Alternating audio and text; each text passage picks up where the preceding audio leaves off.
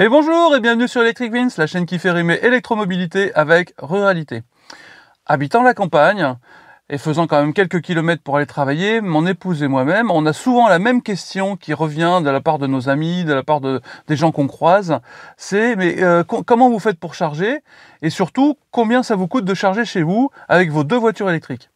Alors, fort de ce constat-là, je me suis dit, voilà, ce serait bien de calculer exactement combien je remets d'énergie dans mes voitures et combien ça me coûte. Alors, pour ce faire, sur tout le mois d'août, où on savait qu'on n'allait pas partir de la maison, on savait donc qu'on n'allait pas recharger à l'extérieur de la maison, j'ai fait un petit tableau, j'ai fait mes relevés, je vais vous expliquer comment un peu plus tard, et comme ça m'a permis de calculer ma consommation réelle, la comparer avec la consommation théorique qui m'était indiquée par mes voitures, et surtout ça m'a permis de calculer combien ça me coûtait. Je vais vous expliquer tout ça, mais avant toute chose, top générique.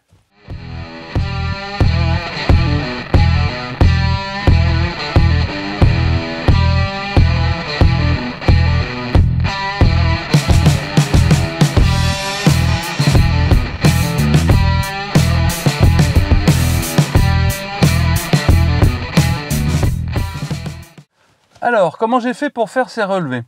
Alors, j'ai créé un tableau Excel sur lequel j'allais faire tous mes relevés. Alors, le 31 juillet, dans l'après-midi, ce qui était un dimanche de mémoire, je suis allé dans les deux voitures, le MG et le Kona. J'ai relevé mon kilométrage sur les deux voitures. J'ai remis sur le MG le compteur général à 0. Sur le Kona, j'avais pas besoin de faire ça dans la mesure où j'ai un compteur après la charge qui se remet à 0 automatiquement après une charge complète de la voiture. Donc ça, de ce côté-là, j'étais tranquille. Ensuite, je suis allé dans mon garage, au niveau du tableau électrique de la borne de recharge, et j'ai relevé le chiffre que m'indiquait ce compteur, ce qui me donnait le seuil à partir duquel j'allais commencer le calcul de mes consommations.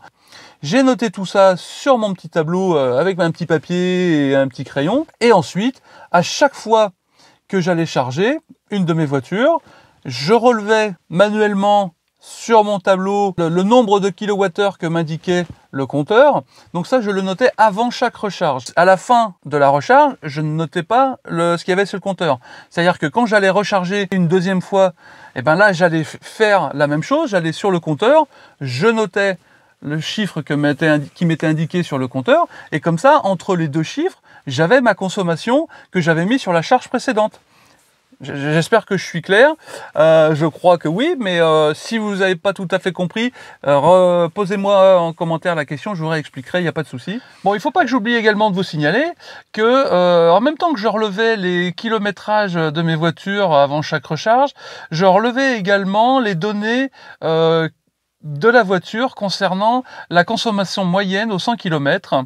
Donc, par exemple, si la voiture me donnait une consommation moyenne de 12,5 kWh au 100 km entre les deux recharges, eh bien, je le notais sur mon tableau. Ça allait me permettre plus tard de comparer la différence entre la consommation indiquée par la voiture et la consommation réelle indiquée par la borne. Après tout un mois de relevé, alors c'est assez fastidieux, hein, c'est une certaine rigueur à avoir. Avant chaque recharge, hop, on va au compteur, on note le chiffre que nous indique le compteur. Ensuite, je notais également à chaque fois que je mettais en charge mes voitures le kilométrage indiqué par le tableau de bord. Comme ça me permettait de calculer entre chaque recharge le nombre de kilomètres que je faisais. Et à la fin, ça me permettait de calculer également le kilométrage total parcouru par chaque voiture.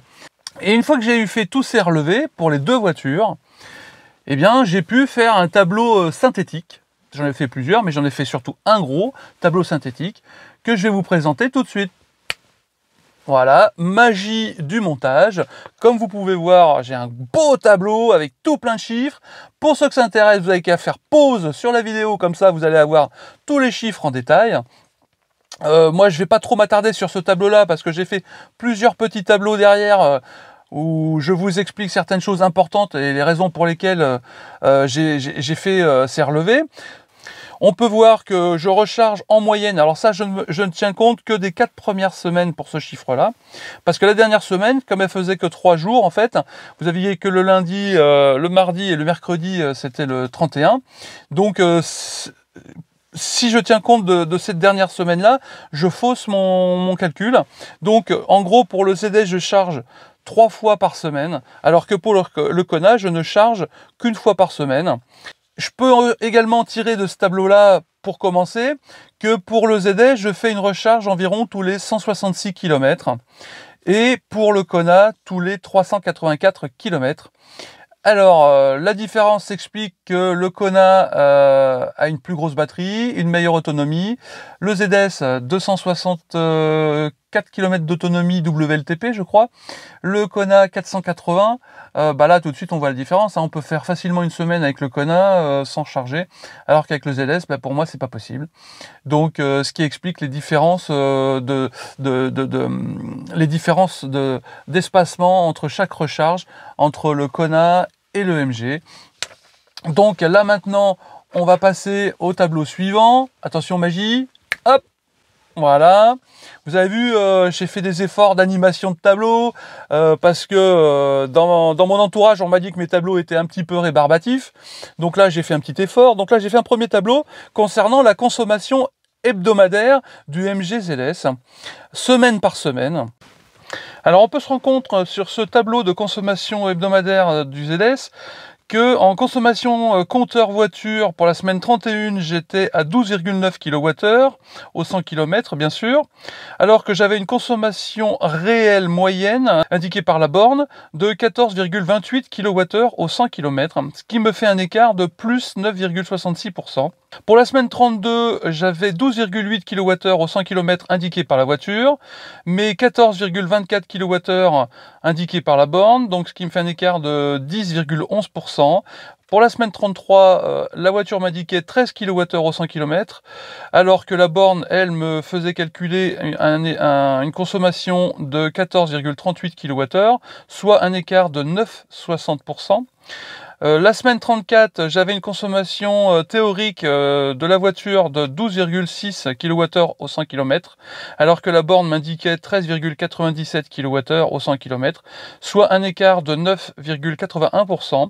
Et enfin, en semaine 35, pour le ZS, j'avais une consommation théorique indiquée par la voiture de 12,20 kWh au 100 km, alors que la borne, elle, m'indiquait 13,49 kWh au 100 km, soit un écart de 9,56% entre les deux consommations. Alors, si j'analyse ça, je vois que j'ai un écart à la recharge moyen pour le ZS de 9,75%. Alors a priori, 9,75%, c'est pas déconnant comme on dit. Je pense que c'est dans la moyenne. Alors, si vous avez fait le calcul sur vos voitures, pour ceux qui ont la possibilité de le faire, dites-moi si je suis dans la moyenne avec mon ZS. Voilà, je pense que je suis pas trop hors clou avec ces écarts à la recharge pour le ZS.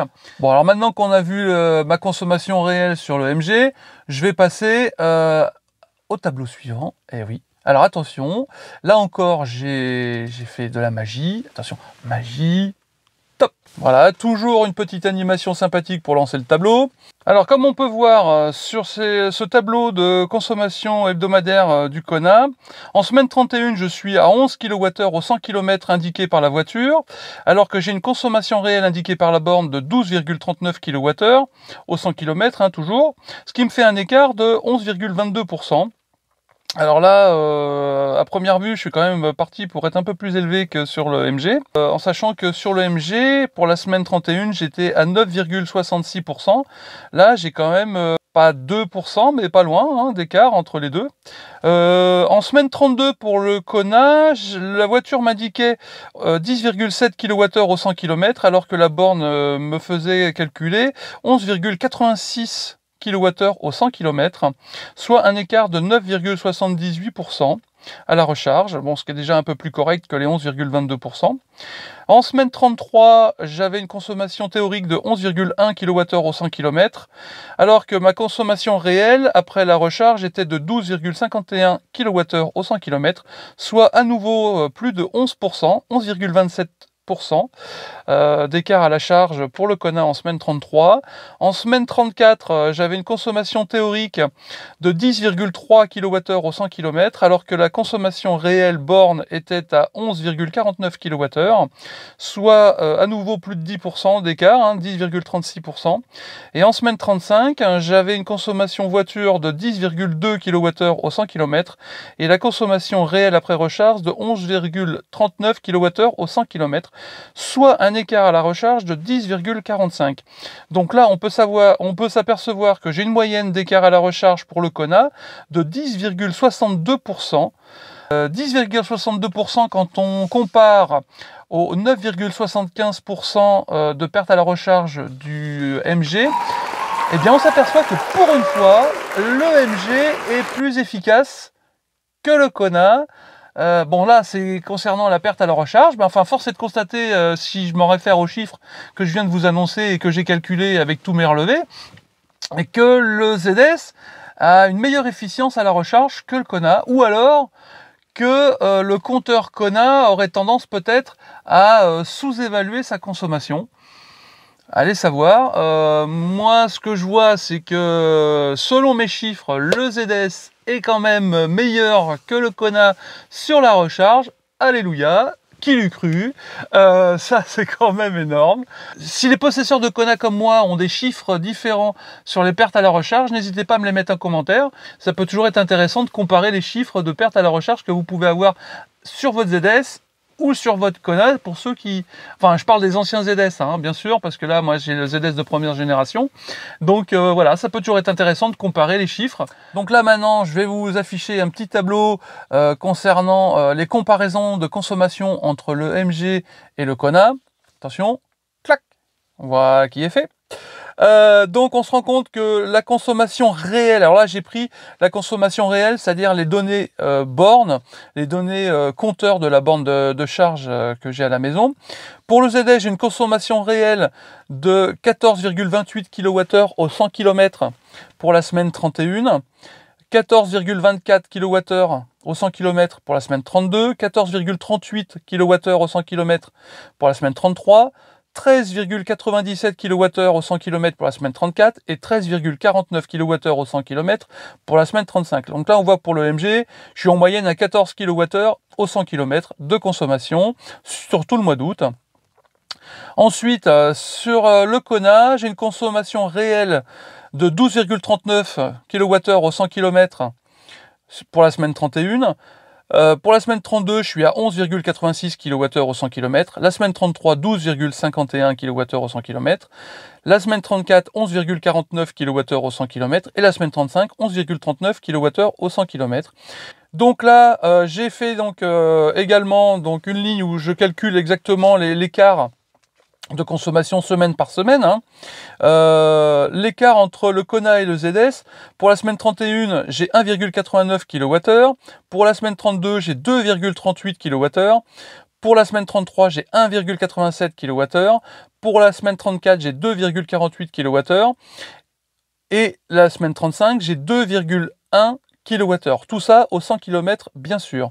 Ce qui nous donne en pourcentage une différence de 13,23% en faveur du Kona pour la semaine 31, 16,71% en faveur du Kona pour la semaine 32, 13% par rapport au ZS pour le Kona pour la semaine 33, 17,75%, alors là c'est énorme pour la semaine 34, et 15,56% pour la semaine 35. Alors la moyenne d'écart de consommation entre le MG et le Kona est de 2,14 kWh, sur tout le mois d'août, soit 15,25% en faveur du Kona. Donc là, là on voit vraiment la différence. Alors tout à l'heure, je vous parlais un peu comme ça, mais là, maintenant que c'est chiffré, j'ai fait le calcul, vous voyez, je suis à 2,14 kWh d'écart en moyenne par semaine, au 100 km, bien sûr, et donc ça nous fait un pourcentage de 15,25% de moyenne d'écart entre la consommation réelle du MG et la consommation réelle du Kona, donc en faveur du Kona, bien sûr, d'accord? Donc là, ça, c'était quand même intéressant. Alors maintenant que j'ai calculé combien je consommais avec chaque voiture, eh bien, il va être temps de de calculer combien ça me coûte et combien ça m'aurait coûté si j'étais resté chez Mint Energy. Mais avant toute chose, il faut quand même que je vous explique, parce que j'ai changé de fournisseur d'énergie au fin août, début septembre. Donc il faut quand même que je vous explique pourquoi j'ai changé de fournisseur et quelles conséquences ça va avoir sur le coût de revient de mes charges à domicile. Donc comme je vous l'avais expliqué quand j'ai commencé mes vidéos, quand je suis passé aux voitures électriques, j'ai également changé de fournisseur d'électricité. Je suis passé chez Planet Oui. Donc Planet Oui, c'était un fournisseur d'électricité verte. Bon, malheureusement, au bout de quelques mois, ils ont fait faillite, hein, ils ont mis la clé sous la porte, comme on dit, et ils ont été rachetés par Mint Energy, qui est également un fournisseur d'électricité verte. Sauf que Mint Energy, ils en ont profité, bon, ce que je peux comprendre, hein, pour nous faire payer, entre guillemets, le rachat de Planet Oui. Et donc là, au bout de quelques mois, on s'est retrouvé à payer le kilowattheure aux alentours de 25 centimes du kilowatt, 24,75 centimes du kilowattheure. Ça commençait à faire un petit peu chéro. Et vous avez été plusieurs dans les commentaires à me remonter que c'était cher. Comparé aux tarifs réglementés, c'est quand même, voilà, ça fait mal un peu au peu. C'était de l'électricité verte, donc on s'est dit, bon, on va rester quand même chez Mint. Hein, voilà. On a des convictions ou on n'en a pas. On dit. Et là, fin août, on reçoit un courrier que je mets en incrustation sur la vidéo. On reçoit un courrier de Mint Energy qui nous dit que à partir du 1er octobre, le prix du kilowattheure va changer et qu'il va passer à, attendez que je dise pas de bêtises, à 36 centimes,83. Ça va commencer à piquer un peu, hein. On est passé de 0,25 à 0,37 quasiment du kilowattheure. Je vous raconte pas le bon de la facture que ça aurait fait. Donc, alors sur la lettre, hein, ils nous mettent directement, n'hésitez pas, en gros ils nous disent, allez voir ailleurs si vous trouvez que c'est trop cher, on comprendra, il n'y a pas de souci. Hein. Je dirais même que ça les arrangeait qu'on aille voir ailleurs. Je sais pas pourquoi. Bon bref. Et là, j'ai vu passer sur internet des tas de témoignages dans ce sens-là. Pas que sur Mint Energy, hein, il y a plein de fournisseurs d'électricité, on va dire alternatifs, qui ont envoyé des courriers à leurs clients pour leur dire qu'ils allaient augmenter les tarifs et qu'ils devaient peut-être changer de fournisseur. Donc nous, on n'a pas tergiversé, hein, quand on a vu le montant que ça allait nous faire. Hein, ils nous avaient même estimé combien ça nous ferait de facture annuelle hein, si on restait chez eux. Et j'aime autant vous dire que oups, ça passait pas quoi. Hein. En gros, on allait passer à 500 € mensuellement d'électricité. Alors, il faut savoir quand même que ces 500 € là, c'était pas que pour les voitures. C'est-à-dire chez nous, on a tout électrique. Hein. On a une pompe à chaleur, donc forcément consommation électrique. On a tout qui est électrique. On n'a rien qui fonctionne au gaz, rien qui fonctionne au fioul. Donc plus les voitures maintenant. Donc j'aime autant vous dire qu'on a une consommation électrique qui est quand même importante. Donc on n'a pas hésité plus longtemps. Ma femme s'est mise en recherche d'un autre fournisseur d'électricité qui serait moins cher.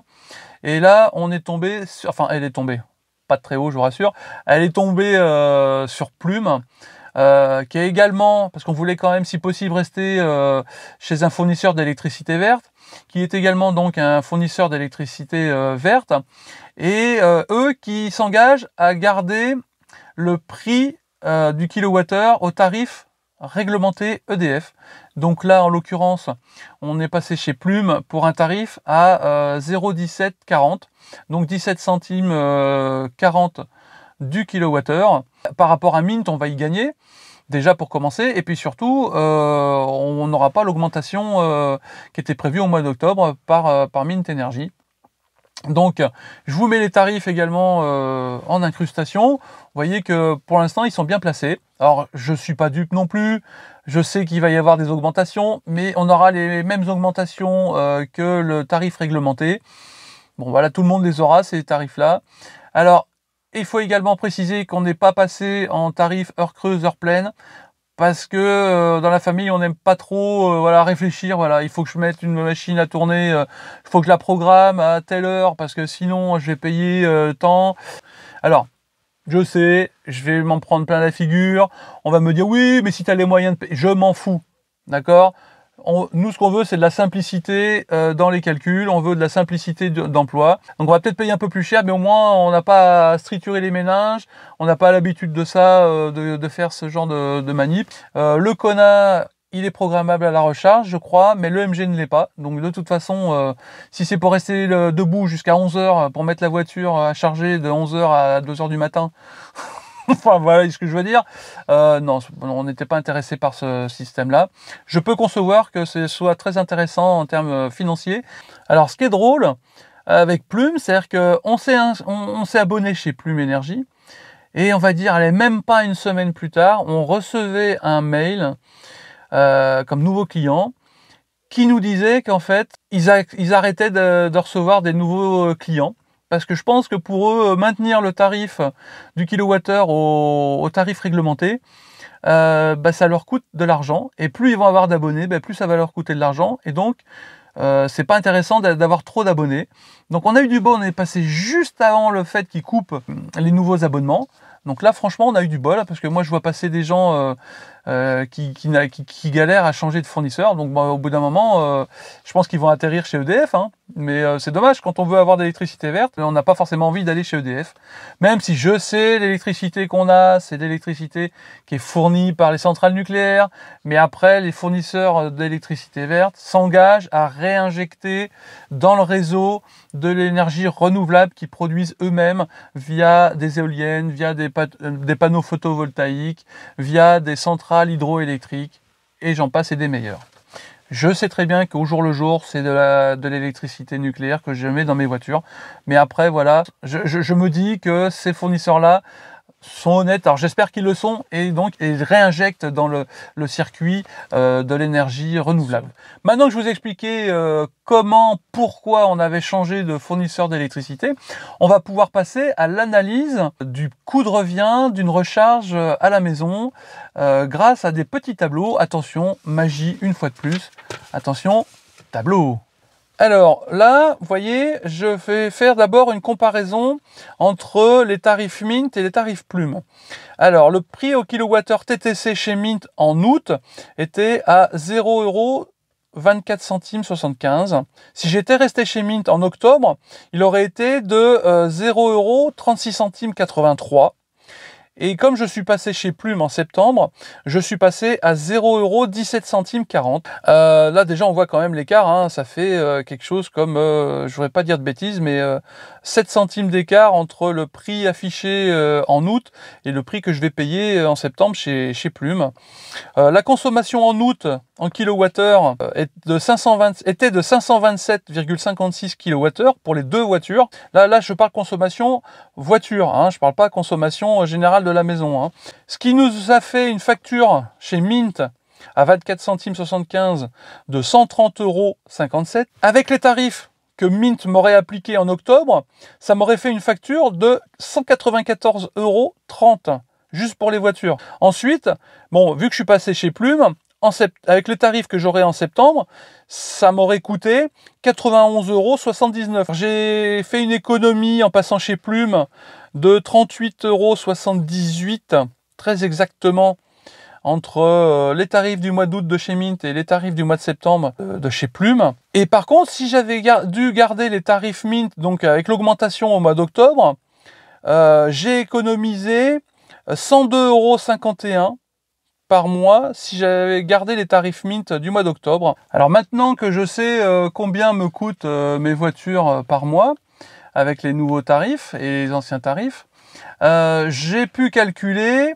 le coût au 100 km et le coût au kilomètre par voiture, et en fonction du fournisseur. Donc là, en l'occurrence, pour le mois d'août, j'ai pris Mint, et j'ai extrapolé, et je me suis dit combien ça m'aurait coûté si j'étais resté au tarif réglementé, donc au tarif Plume. Donc ce qui va donner le tableau suivant. Alors on s'aperçoit que avec le ZS, j'ai fait 2255 km sur tout le mois d'août. Au tarif Mint de 24 centimes 75, j'ai un coût au 100 km de 5,58 € et un coût au kilomètre de 0,056 €, donc de 5,6 centimes. Alors que pour le Kona, j'ai fait 1748 km. Au tarif Mint du kilowattheure à 24 centimes 75, j'ai un coût au 100 km de 4,33 €, donc un coût au kilomètre de 4 centimes,3, ce qui fait un écart de 1,25 € entre les deux voitures. bah forcément, hein, je consomme moins sur le Kona que sur le MG, donc forcément j'ai un coût plus élevé au kilomètre sur le MG. ABCD. Pardon, je me fais rire tout seul, ça ne se fait pas. Bon, c'est QFD. Hein, voilà, c'était juste une petite blague, une petite blagounette. Donc ensuite, si j'en reviens à mes consommations, j'ai une distance toujours parcourue de 2255 km. Si j'applique le tarif plume, qui est de 17 centimes,40, j'ai un coût au 100 km qui baisse drastiquement pour l'OMG à 3,93 €, soit 3 centimes,9, de 4 centimes au kilomètre. Alors que pour le Kona, j'ai toujours donc mes 1748 km. J'ai au tarif plume de 17 centimes,40 un coût au 100 km de 3,04 €.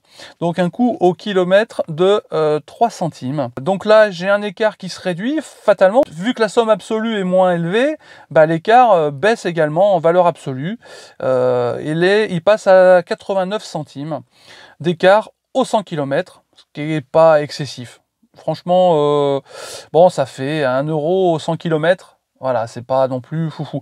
Mais là, vraiment, c'est vraiment parlant de voir que c'est quand même intéressant pour moi de repasser au tarif réglementé par rapport au tarif que j'avais avant. Même si maintenant, en gros, on va avoir des augmentations de tarifs fin d'année, début d'année prochaine, j'espère rester dans les mêmes tarifs que j'avais chez Mint Energy avant. Donc du coup, pour moi, je ne devrais pas trop sentir la différence avec ce que je payais déjà auparavant. Vu que j'ai vraiment baissé mon prix d'achat du kilowattheure en passant chez Plume. Je vous en reparlerai un peu plus longuement cet hiver quand j'aurai eu les augmentations que tout le monde va avoir. Maintenant que le côté rébarbatif avec tous les tableaux, tous les chiffres et tout est passé, ça va être l'heure de faire une conclusion à cette vidéo. Alors qu'est-ce que je peux en retenir? Sur le mois d'août, voilà, j'ai consommé, j'ai calculé combien ça m'avait coûté, je vous ai mis tout ça dans les tableaux précédents. J'en retire une chose, c'est que on a bien fait de changer de fournisseur parce que bon, clairement, voilà, c'était franchement trop cher, hein, 24 centimes du kilowattheure, hein, 24,75 centimes du kilowattheure. Bon, je sais qu'il y a des chances qu'on y retourne hein, après les augmentations qu'on va avoir, mais voilà, on est content d'avoir changé de fournisseur d'énergie, même si on est bien conscient qu'on va avoir les augmentations comme tout le monde. On a encore pu chiffrer les différences de coûts entre le fonctionnement d'un MG et le fonctionnement du Kona. Je parle du MG ZS, hein, je ne mets pas tous les MG dans la même boîte, hein, attention, hein, c'est pas ce que je dis. Ce ZS là est pas très efficient, consomme plus, mais c'est pas non plus la boîte à savon, c'est pas non plus tank qu'on veut bien nous dire par moment sur internet. Si vous faites pas de l'autoroute, parce que ça sera l'objet d'une vidéo prochaine, hein. J'ai fait pour la première fois de l'autoroute avec le MG pour amener ma fille à Bordeaux, faut pas le faire, hein. Là, non, vous verrez sur la prochaine vidéo, sur une des prochaines vidéos. Non, c'est une voiture qui est pas faite pour l'autoroute. Elle est faite pour les petits trajets en campagne, en ville. Elle est nickel. Elle consomme un peu plus que le Kona, mais c'est pas du 16 ou du 17 kWh au 100. Hein. Donc ça va, ça reste correct quand même. Tant que vous faites pas de l'autoroute avec, ça va très bien aller. Le Kona, pas de surprise, pour moi c'est le champion du monde toute catégorie par KO, hein, par rapport à mon ZS. Enfin, j'aimerais bien qu'on trouve une solution justement pour éviter ces pertes à la recharge, parce que en moyenne 10% de pertes à la recharge, même si c'est à peu près normal sur les voitures électriques, j'aimerais bien qu'on trouve une solution un jour qui réduise cette perte à la charge. Alors messieurs les ingénieurs, messieurs les industriels, essayez de nous trouver une solution, parce que moi je la connais pas. Alors si vous avez des solutions, si vous y connaissez en électricité, n'hésitez pas à me mettre en commentaire si des solutions potentielles existent. Moi je ne les connais pas, je suis curieux de les connaître, hein, parce que peut-être que ça me donnerait espoir, peut-être qu'un jour on aura plus de pertes à la recharge, j'en doute, mais bon, on verra bien. Autre conclusion que je tire de cette analyse, c'est qu'il faudra que je fasse la même analyse cet hiver. Je la ferai probablement au mois de janvier. Donc là, ce sera plus du tout la même condition météorologique. Donc il fera plus froid, donc les batteries seront plus sollicitées. Il y aura le chauffage, il y aura les lumières qui seront allumées plus souvent. Donc du coup, on aura une consommation plus élevée. Donc ça va être intéressant de voir aussi cet hiver combien je réinjecte d'énergie dans mes voitures. Et surtout aussi si la perte à la charge varie en fonction des températures extérieures. Parce que là, l'été, forcément, c'est fluide, hein, il fait beau, il fait chaud, et on va pas travailler, comme dit la chanson. Je sais pas si vous avez tous la référence là, mais c'est pas grave. Voilà. Il me reste à espérer que cette vidéo vous aura plu, que vous avez appris certaines choses et que vous avez pu comparer avec vos consommations respectives. Si vous l'avez aimé, n'hésitez pas à lâcher un petit pouce bleu, abonnez-vous, cochez la petite cloche des notifications, et je vous donne rendez-vous très très vite pour une prochaine vidéo sur Electric Vince.